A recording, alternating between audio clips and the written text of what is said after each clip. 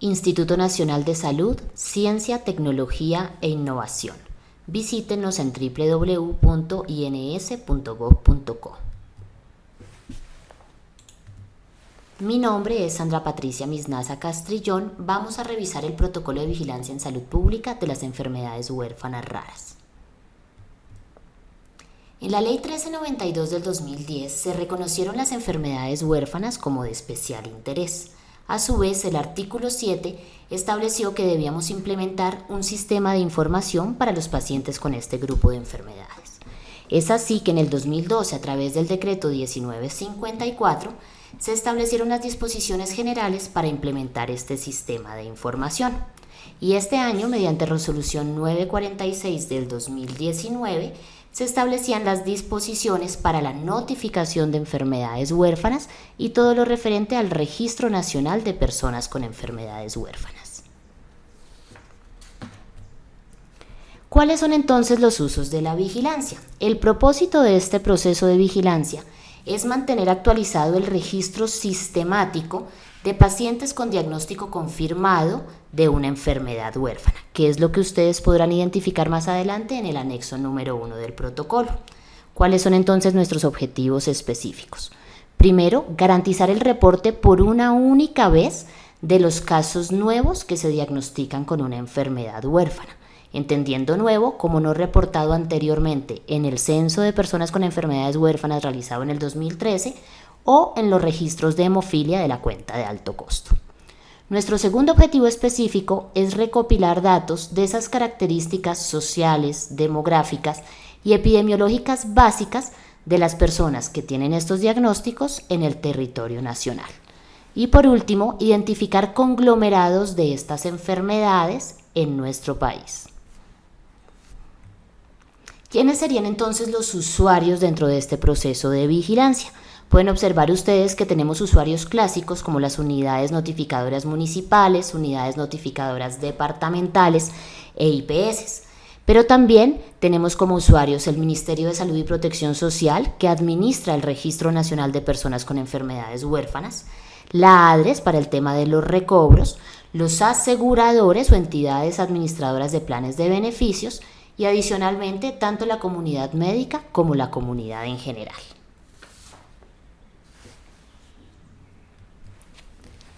Para vigilar este evento contamos con 3 definiciones de caso. La primera definición de caso que vamos a ver es el caso nuevo confirmado con prueba diagnóstica estándar. ¿Qué significa esto? Que hace referencia a enfermedades que tienen establecida una prueba confirmatoria por el Ministerio de Salud y Protección Social y que se pueden observar en el anexo número 02 del protocolo. Nuestra segunda definición de casos son esos casos nuevos que han sido confirmados por clínica. Existen dentro de las 2.190 enfermedades huérfanas que tenemos priorizadas actualmente para país, enfermedades que no cuentan con una prueba de laboratorio considerada gold estándar o una prueba confirmatoria. Estos casos entonces deberán confirmarse por criterios clínicos con base en las definiciones nosológicas que han sido aceptadas por la comunidad científica y con los antecedentes que se van a observar tanto en historia clínica como en otros registros del paciente. Para orientar mejor este proceso de la confirmación clínica, pueden ustedes revisar el anexo número 03 del protocolo. La tercera definición de caso fue establecida este año 2019 con la actualización del protocolo. Este caso hace referencia a esos pacientes que se encuentran en tratamiento actualmente y que no pueden ser rediagnosticados con esa prueba de laboratorio. Por ejemplo, un paciente con una enfermedad de Pompe no podríamos interrumpirle el tratamiento para rediagnosticarlo. Estos pacientes que ya están en tratamiento van a ser certificados por una junta de profesionales en salud, es decir, que van a ser declarados por concepto de esta junta. ¿Quién va a ser esta junta? La entidad administradora de planes de beneficios o la UPGD que lo notifica. Esta junta lo que hará será confirmar la presencia de la enfermedad huérfana con base en las evidencias clínicas y paraclínicas que reposan en la historia clínica y lo que harán es notificar el caso a través de la opción de laboratorio de paciente en tratamiento certificado por Junta de Profesionales en Salud. ¿Cómo recolectamos entonces la información? Para este proceso utilizamos dos fichas. Una ficha de datos básicos que es transversal a muchos eventos de interés en salud pública y que recolecta variables de la persona en términos de tiempo, persona y lugar, y la variable de datos complementarios con el código INS 342. Vamos a ver a continuación unos puntos importantes para el diligenciamiento de las fichas. El primero es tener siempre en cuenta el anexo 01 del protocolo de vigilancia. ¿Por qué? Porque en este anexo 01 pueden observar ustedes en la columna D que encontramos los tipos de confirmación. Por ejemplo, la acatalasemia solo puede confirmarse por clínica, mientras que la acidemia propiónica se confirma únicamente por laboratorio. Si ustedes no tienen en cuenta este tipo de confirmación y le ponen, por ejemplo, tipo de caso confirmado por laboratorio a la acatalasemia, cuando vayan a desplegar el listado de enfermedades en la ficha de datos complementarios del aplicativo SiVigila, no van a encontrar el nombre de la enfermedad. Veamos un ejemplo de esta validación de la que acabamos de hablar. El ejemplo lo vamos a manejar con la malformación de Epstein. Pueden ustedes notar en la diapositiva que la malformación de Epstein está ingresando, en este caso, confirmada por laboratorio o tipo 3. En el momento en el que la persona que está diligenciando la ficha en el aplicativo SiVigila llega a datos complementarios, busca la malformación de Epstein y el SiVigila le dice no se encontraron registros que satisfagan los criterios. ¿Qué quiere decir? Que de todas las enfermedades que se encuentran precargadas confirmadas por laboratorio, no se encuentra la malformación de Epstein. Es entonces que ustedes regresan a los anexos del protocolo, revisan el anexo número 02 del protocolo de vigilancia y observan que la malformación de Epstein ingresa confirmada por clínica. En el momento en el que ustedes corrigen el tipo de confirmación, el aplicativo les va a desplegar poniendo una palabra clave en el recuadro azul donde uno busca el texto de la enfermedad, el nombre de la malformación de Epstein. También es importante que tengan en cuenta durante el proceso de notificación los ajustes. ¿Qué ajustes se pueden hacer entonces para enfermedades huérfanas? Hay casos, muy pocos, en los que una enfermedad puede ingresar al sistema por clínica o por laboratorio. Supongamos entonces que la primera notificación la hicimos por clínica y 3 meses después le enviamos la prueba de laboratorio y reconfirmamos que efectivamente eso era un POMPE. Yo puedo hacer el ajuste y cambiar el tipo de caso de clínica a laboratorio. Lo mismo sucede en el sentido contrario, de laboratorio a clínica. Uno de los ajustes que no aplican para este evento es el ajuste por nexo epidemiológico. Es importante que lo tengan en cuenta. El siguiente ajuste es el ajuste 6, cuando yo descarto un caso. Es decir, tras las siguientes consultas con ese mismo paciente, bien fuera por criterios clínicos o de laboratorio, nos dimos cuenta que ese caso no era realmente un POMPE, entonces yo lo descarto. Existe también la posibilidad de hacer actualizaciones a la información reportada. Este tipo de ajuste es el que conocemos como ajuste 7 o de otra actualización. Por ejemplo, yo me equivoqué en el código del asegurador de ese paciente. Yo puedo ajustar esa información en esa semana o en las semanas siguientes. Y nuestro último tipo de ajuste es el ajuste D, de error de digitación. Existen en el aplicativo unas variables que denominamos variables llave del aplicativo SiVigila y que no pueden actualizarse con un ajuste 7.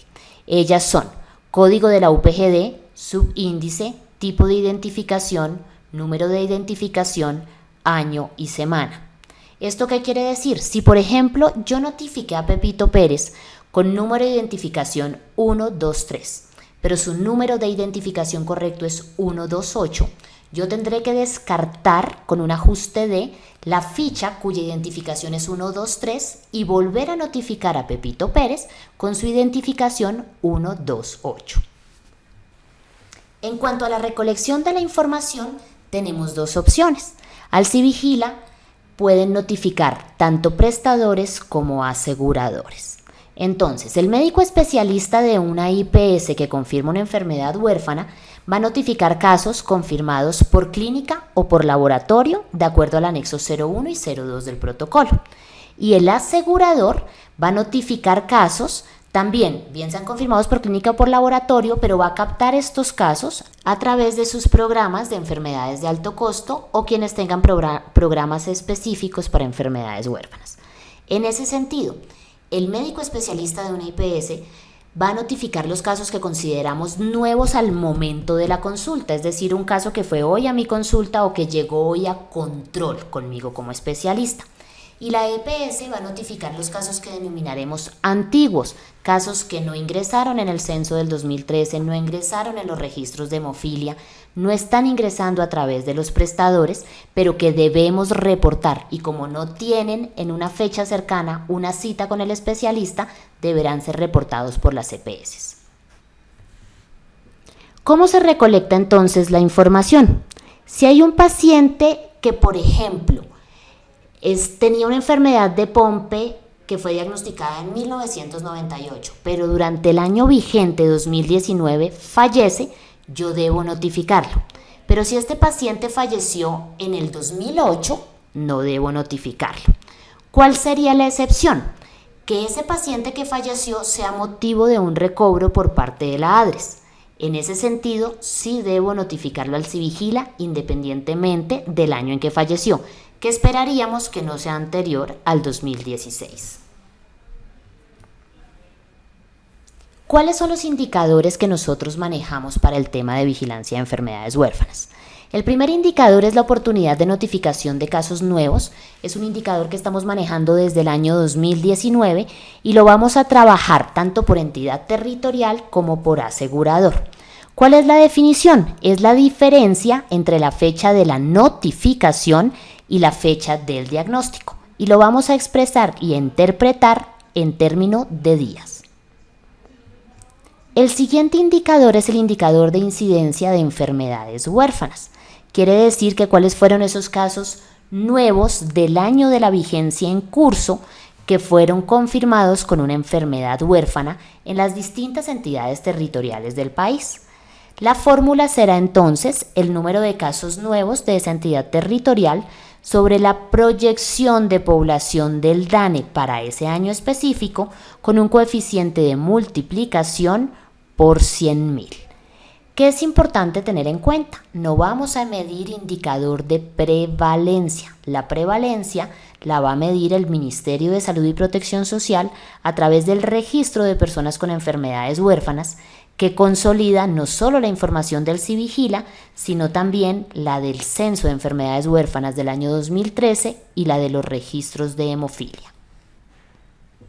Las acciones individuales que hacemos con estos pacientes estarán centradas en garantizar la atención integral de los casos notificados al sistema. ¿Qué es lo que esperamos entonces? Que tanto aseguradores, prestadores como entidades territoriales se apeguen a las rutas integrales de atención en salud, vean cuáles son las enfermedades que tenemos priorizadas en el sistema de alerta temprana de menores de 1 año para que ingresen al sistema y trabajen acorde con las guías de práctica clínica que se han establecido para país.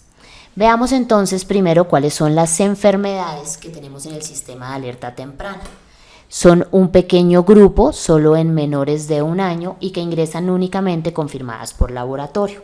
El sistema de alerta temprana lo que hace es tomar la información que tanto prestadores como aseguradores notifican y les manda una alerta al correo electrónico diciéndoles que se les ha presentado, por ejemplo, una hiperplasia suprarrenal congénita, un déficit de biotinidasa, una fenilcetonuria, una galactosemia, un déficit de acetil-CoA deshidrogenasa de ácidos grasos de cadena media, una acidemia preopiónica, una drepanocitosis o una fibrosis quística en menor de 1 año, y propende entonces por el tratamiento oportuno y continuo de estos casos. Las acciones colectivas que tenemos establecidas dentro de la vigilancia de enfermedades huérfanas hacen referencia a identificar posibles conglomerados de alguna de estas enfermedades. Este análisis se hace tanto por departamento como por municipio. ¿Y qué es lo que buscamos nosotros como Instituto Nacional de Salud? Realizar acompañamiento a la investigación de estos conglomerados. En cuanto a comunicación del riesgo, tenemos la publicación de infografías por periodo epidemiológico, informes semestrales, ABC de todas las enfermedades huérfanas o de algunas específicas y publicaciones en diferentes canales.